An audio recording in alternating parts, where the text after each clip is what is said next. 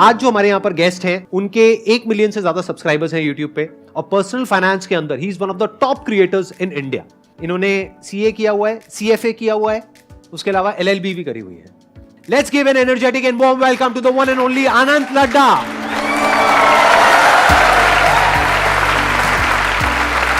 आइए, अरे अरे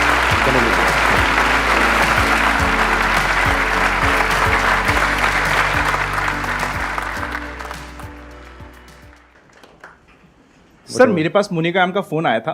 शी वॉज लाइक कि इस दिन आपको संदीप सर के साथ आना है, बात करना है, मिलने का मौका मिल रहा है, आप आ पाओगे? मैंने कहा मैडम आज मेरी शादी होती ना, मैं शादी को पोस्टपोन करा के आ जाता।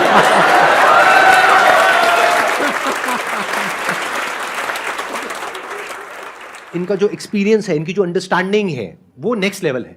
अभी जैसे जैसे ये सेशन आगे बढ़ेगा आपको समझ आएगा कि ये कितने सिंपल तरीके से कॉम्प्लेक्स चीजों को समझाएंगे आप लोगों को। तो जो भी क्वेश्चंस हैं आप लोगों के माइंड में जैसे भी हैं आप इनसे पूछ सकते हैं। आई एम श्योर आपको बहुत हेल्प होगी। सर, दो चीजें होती हैं, एक तो होता है कि आपने कहीं पे इन्वेस्ट कर दिया किसी स्टॉक में, और जो सेकंड होती है वो ट्रेडिंग होती है। आज के टाइम पे हम दोनों चीजें करते हैं, बट तो कोई पर्सन अपने लिए कैसे चूज करे कि उसे इन्वेस्टमेंट करनी चाहिए या फिर उसे ट्रेडिंग करनी चाहिए? जब इन्वेस्टमेंट की बात करते हैं तो मुझे पर्सनली म्यूचुअल फंड और इंडेक्स फंड का रूट ज्यादा पसंद आता है, क्योंकि वहां पे आपने एक प्रोफेशनल फंड मैनेजर को पैसा दे दिया कि भाई मुझसे तू थोड़ा सा पैसा ले ले, पर मेरे ढंग से मैनेज कर लेना, क्योंकि मेरा इस चीज में प्रोफेशनलिज्म नहीं है। इन्वेस्टमेंट की बात करें, मुझे इंडेक्स फंड, म्यूचुअल फंड बहुत पसंद है। ट्रेडिंग क्या होती है, आपने किसी शेयर को लिया, हो सकता है उसका टाइम 3 वीक का हो, 3 महीने का हो, या फिर 3 साल का हो। अभी 3 वीक, 3 महीने, 3 साल में कैसे डिफरेंस? अगर आप शॉर्ट टर्म ट्रेड करते हैं, स्विंग ट्रेड करते हैं, उससे हम कहते हैं आपने एक शेयर को बाय किया है एक पर्टिकुलर स्विंग को कैप्चर करने के लिए। स्विंग क्या हुआ, यहां से स्टॉक चलना स्टार्ट हुआ, सिर्फ इस स्विंग को मैं कैप्चर करने की कोशिश कर रहा हूं। वहां पे आप होल्ड करोगे मे बी कुछ हफ्तों से लेके कुछ दिनों तक। सेकंड होता है पोजिशनल। पोजिशनल ये हो गया कि आपने एक पोजीशन बनाई है, एक कंप्लीट मार्केट ट्रेंड को यूज करना चाहते हो आप।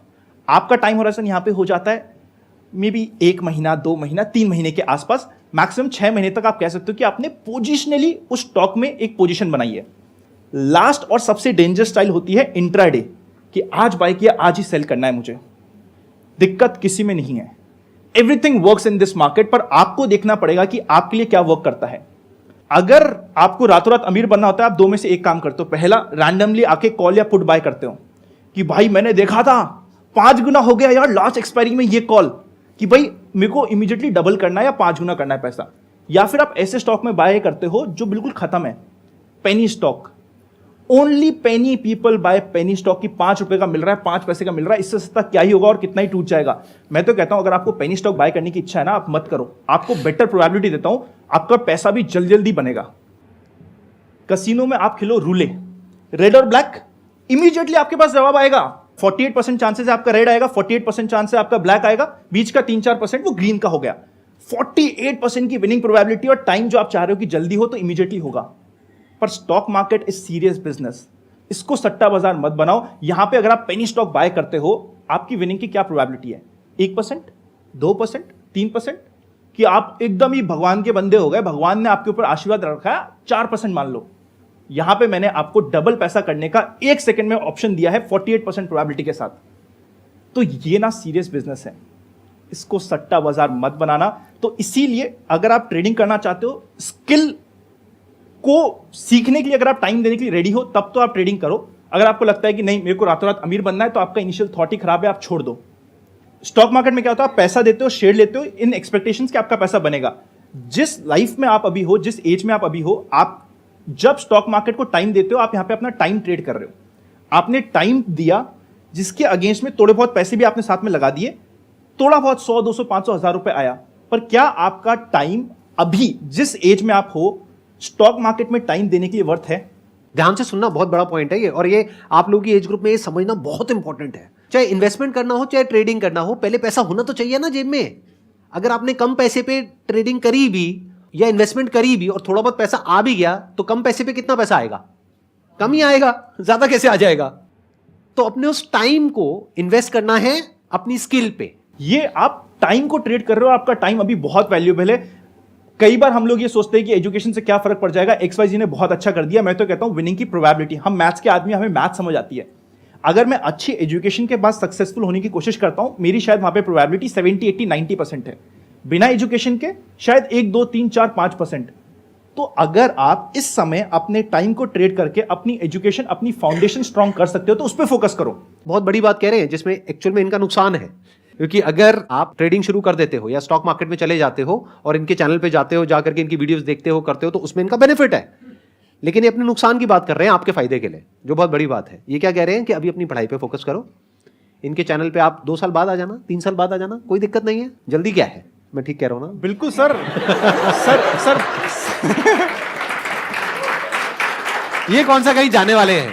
ये भी यही है, मैं भी यही हूं, आप भी यही हो। मैं भी यही हूं, आप भी यही है, मार्केट भी इनका वेट कर रहा है। अच्छा, इसको ना इस तरीके से देखते हैं कि एक हो सकता है कि हमको क्या करना चाहिए स्टॉक मार्केट में या इन्वेस्टमेंट में या इन सब चीज़ों में क्या करना चाहिए, उसके ऊपर मेरे कई सारे सेशंस हैं। ऐसा क्या है जो हमको नहीं करना चाहिए, यानी कि इस एज ग्रुप में ऐसी क्या गलतियां हैं, 20s का एज ग्रुप है यहाँ पर, तो ऐसी क्या गलतियां हैं जो ये लोग करने वाले हैं, जो अगर आप पहले इनको अलर्ट कर सकें based upon your experience and understanding कि ये गलतियां हैं, ये तो कभी मत करना। जैसे आज हमने एक चीज़ सीखी कि अपनी एजुकेशन पे कॉम्प्रोमाइज़ नहीं करना है, क्योंकि एजुकेशन की जो ROI है, रिटर्न ऑन इन्वेस्टमेंट, वो बहुत ज़्यादा है। अगर आप अच्छे से एजुकेशन लेते हो तो वहाँ से आप बहुत पैसा कमा सकते हो, और फिर जब बहुत पैसा कमाओगे तो उस पैसे में से जो एक्सेस पैसा होगा उसको आप इन्वेस्ट भी कर सकते हो, तो वो पैसा भी बहुत होगा, तो वहाँ से जो इन्वेस्टमेंट से पैसा आएगा वो भी बहुत होगा। तो ओवरऑल जो साइकिल बनेगी वो बहुत इंटरेस्टिंग होगी। करना क्या है, 2-3 साल का पेशेंस रखना है, पहले अपनी एजुकेशन को कंप्लीट करना है, बाद में स्टॉक मार्केट में आना है। और ऐसा क्या पॉइंट है जिसको हमको समझना है बेस्ड अपॉन योर एक्सपीरियंस कि जो इस एज ग्रुप में हम गलतियां करते हैं या ये करने वाले हैं और वो नहीं करनी चाहिए? सर सबसे पहले तो एजुकेशन को छोड़ के नहीं भागना है मार्केट की तरफ। सेकंड, ट्रेडिंग को फुल टाइम करियर मत बनाना, क्योंकि ट्रेडिंग में आपको बड़ा पैसा कमाने के लिए ग्रेविटी फ्री जोन चाहिए कि आपके पास रेगुलर फ्लो ऑफ इनकम आ रहा है, बाय चांस कभी लॉस हो गया, क्योंकि trading is like a business.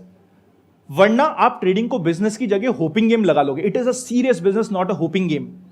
Trading को अगर आप जेन्युइनली बिजनेस बनाना चाहते हो तो अपनी रेगुलर फ्लो ऑफ इनकम को कतई मत रोकना, और जो बोल रहा है कि रोक दो, उनसे खुद से पूछना कि सर फिर आपने क्यों चालू कर रखी है। मैं भी नहीं रोकता आज के दिन। आई एम वेरी अपफ्रंट कि मैं फुल टाइम मार्केट में ट्रेड भी कर रहा हूं, मेरा म्यूचुअल फंड का पोर्टफोलियो भी है, बट फिर भी मेरी बाकी सारी अदर सोर्स ऑफ इनकम है जो मेरे को लिबर्टी देती है मार्केट में बड़ा रिस्क लेने की। कभी भी अपनी जॉब छोड़ दी कि मेरे पास एक बार 20-25 लाख रुपए हो गए, अब तो मैं ट्रेडिंग से ही कमाऊंगा, मत करना ये काम। सेकेंड इंपॉर्टेंट मिस्टेक जो आपको इमीडिएटली बहुत सारे लोग अट्रैक्ट करके बोलेंगे, जो भी बोल रहा है क्या वो खुद फॉलो कर रहा है, एक बार देख लेना, नहीं कर रहा होगा। लोग सेशंस लेते हैं जिसमें वो 50-50 हजार रुपए लेते हैं और वहां पे आके कहते हैं कि आप फुल टाइम ट्रेडर बन जाओ। अरे भैया तू बन पहले यार, तुम बने नहीं, मेरे को बोल रहे हो, मत करना। क्विक रिच थ्योरी के पीछे मत भागना। ऑफ लेटली बहुत सारे ऐसे एडवर्टाइजमेंट्स आ रहे हैं ऐसी मोबाइल ऐप के जो इंडिया में रजिस्टर्ड भी नहीं है कि तुमने कितना कमाया, मैंने इतना कमाया। अरे भैया तुम यहां पे रजिस्टर्ड भी नहीं हो, किसी ने तुम भाग गया, हमें नहीं पता। लाइफ में ना माँ के और पापा के प्यार के अलावा कुछ भी फ्री नहीं है। ये तो सच्ची मेरे को भी आपसे बोलना पड़ेगा, माँ बाप का प्यार, संदीप सर की थॉट प्रोसेस और सेशन के अलावा लाइफ में कुछ फ्री नहीं मिलता। अगर आपको एडिशनल रिटर्न चाहिए तो एडिशनल रिस्क लगेगी वहां पे, राइट। अगर कोई बता रहा है कि 1 महीने में डबल हो गया पैसा, तो भैया जब वो 0 होगा ना, उस समय कोई पूछने भी नहीं आएगा। तो ऐसे एडवर्टाइजमेंट्स के पीछे जाके, टेलीग्राम चैनल आजकल बहुत फेमस हो रखे हैं कि आ जाओ मेरे टेलीग्राम पे, मैं डबल करता हूं प्रॉफिट। अरे वाह, अच्छा हर दिन डबल करता है पैसा। ऐसे फ्रॉड्स के पीछे मत भागो, ये पंप एंड डंप की स्कीम होती है। कोई आपको जल्दी नहीं बनाने वाला, बना सकता है जल्दी तो सिर्फ आप ही बना सकते हो। मतलब गेट रिच क्विक स्कीम के चक्करों में बिल्कुल नहीं पड़ना है। जैसे फॉर एग्जांपल आपसे आकर के वो पूछेगा कौन सी गाड़ी चाहिए आपको, तो आप कहोगे मुझे ये चाहिए। अच्छा ये चाहिए, कितने टाइम में चाहिए? आप कहोगे जल्दी मिल जाए, जितनी जल्दी मिल जाए। वो कहेगा मिलेगी, 1 साल में मिलेगी, 2 साल में मिलेगी। गाड़ी कौन सी? 50 लाख की, 1 करोड़ रुपए की। ऐसा थोड़ी ना होता है। आपको क्या समझना है कि जल्दी कहीं कुछ नहीं होता है। ये एक इंपॉर्टेंट रूल भी है सर इन्वेस्टमेंट का, स्पेशली अगर आप म्यूचुअल फंड्स या लॉन्ग टर्म इन्वेस्टमेंट की बात करो, उसका एक बहुत कंपाउंडिंग का फायदा होता है। उसके लिए एक बहुत परफेक्ट एग्जांपल है। सपोज करते हैं आप आज 100 मीटर चलो, कल आपने डबल कर दिया, कल आप 200 मीटर चले, फिर आपने डबल कर दिया, आप 400 मीटर चले, और हाइपोथेटिकली आपको पूरी की पूरी दुनिया का चक्कर लगाना है। कितने दिनों में लगा पाओगे? 30 दिन। अच्छा, और इस श्रद्धा से सब मुझे देख रहे हैं जैसे सुबह के 4 बजे हो, हम बाबा लोग बैठे भक्तजन श्रद्धा में लीन है। अरे भक्तजनों जागो, कहां सोए हुए हो? हम कोई सुनो ये पेनल्टी क्या नहीं कह रहे हैं, बोलो जवाब दो। कोई पेनल्टी नहीं लगाएंगे आप पे, पक्का आप वादा। गलत भी कहोगे तो आपको कोई नहीं मारेगा। 6 महीने देखो, इक्वेटोरियल सरकमफ्रेंस है रफली 40,075 किलोमीटर वर्ल्ड का। 19 दिनों में आप 39,000 किलोमीटर से ज्यादा ट्रैवल कर चुके होंगे। 20वें दिन के शुरुआत में आपका हाइपोथेटिकली पूरी दुनिया का चक्कर हो जाएगा। आपने सिर्फ 100 मीटर से स्टार्ट किया था, यहां से यहां तक का भी नहीं होता 100 मीटर। इसी की जगह आपने सोचा यार 20 दिन क्यों चलूं, मैं 10 दिन चलूंगा ना, बहुत हो गया ना, आधा तो दुनिया कवर कर लूंगा। 10 दिन में आप कितना ट्रैवल करोगे? Half of the world. आप पहले 10 दिन में कवर करोगे 77 किलोमीटर्स ओनली। आने वाले 10 दिनों में आप पूरी दुनिया का चक्कर लगाने वाले हो। इस तरीके से कंपाउंडिंग काम करती है। होता क्या है, हमने 4 साल इन्वेस्ट कर दिया, मार्केट टूटा, और हम इन्वेस्टमेंट का पोर्टफोलियो उस समय खोल के देखते हैं जिस समय मार्केट डाउन होता है। अब के समय तो सब अच्छा है, आहा आज की ऑडी कल की मर्सिडीज। जैसे ही मार्केट नीचे होता है हम पोर्टफोलियो खोलते हैं, हम कहते हैं अरे सट्टा बाजार है, देख लॉस हो गया, 4 साल हो गए। अरे भैया तू जर्नी पूरी तो कर, तू आया था 20 साल के लिए, 25 साल की बात कर रहा था, यहाँ पे 4 महीने में कोविड आ गया तो तेरे को डर लग गया। या तो तुम पहले अपना माइंडसेट लेके आते कि मैं 4 महीने के लिए इन्वेस्ट कर रहा हूं।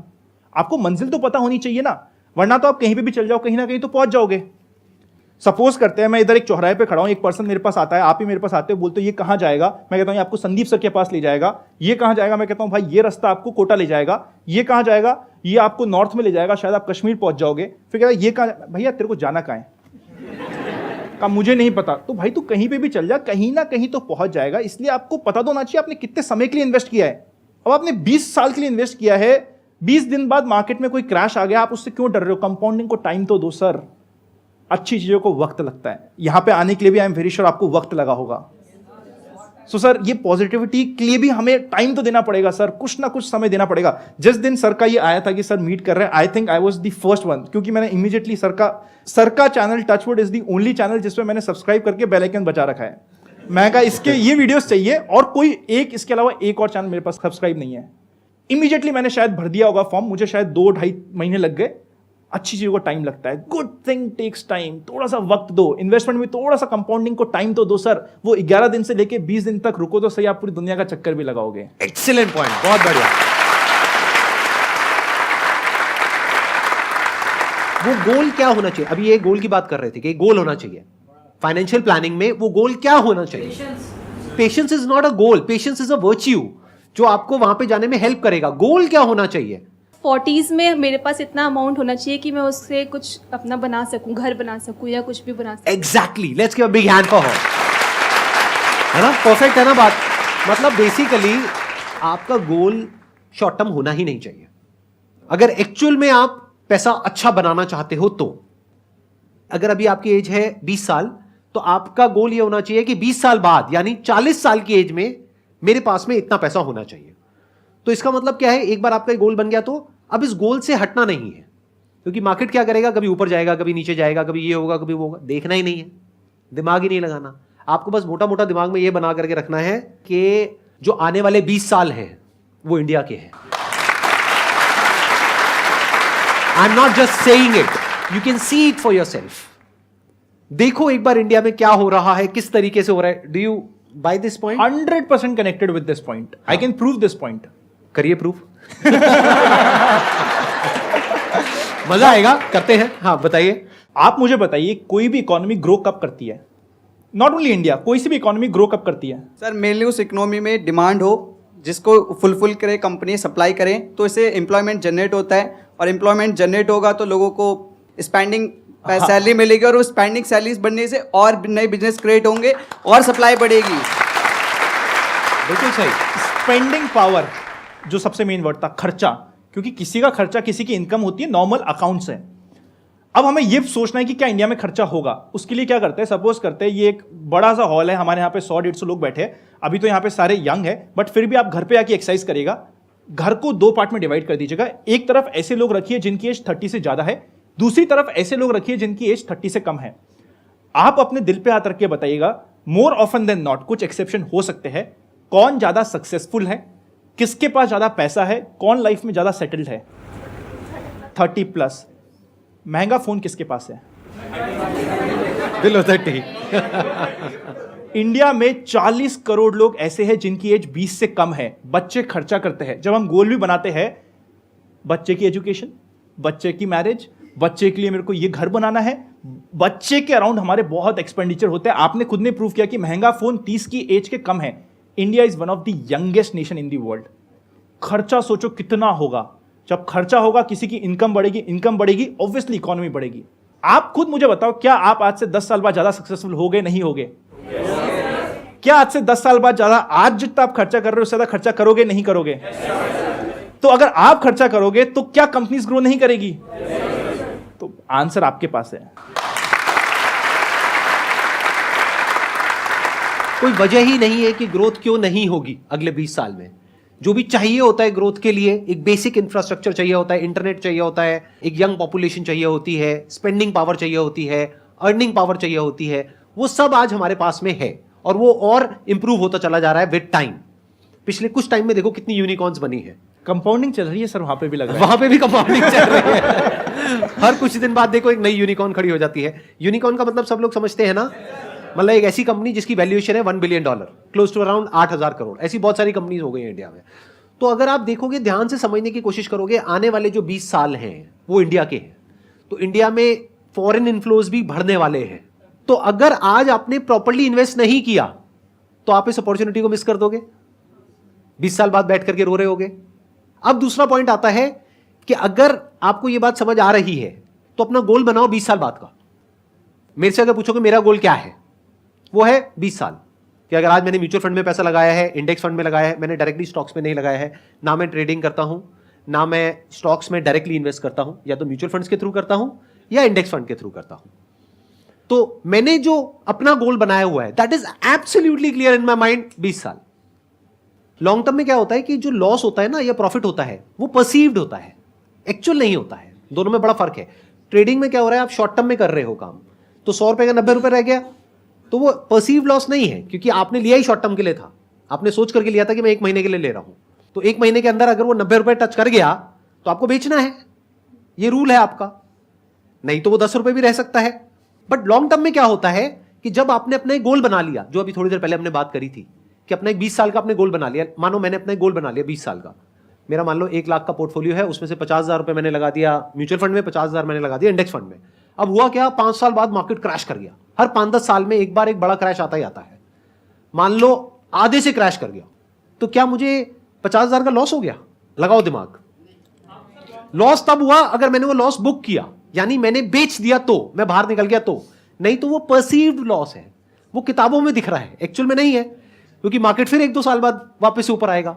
और हर बार जब नीचे के बाद में ऊपर आता है तो पुराने हाई को तोड़ देता है।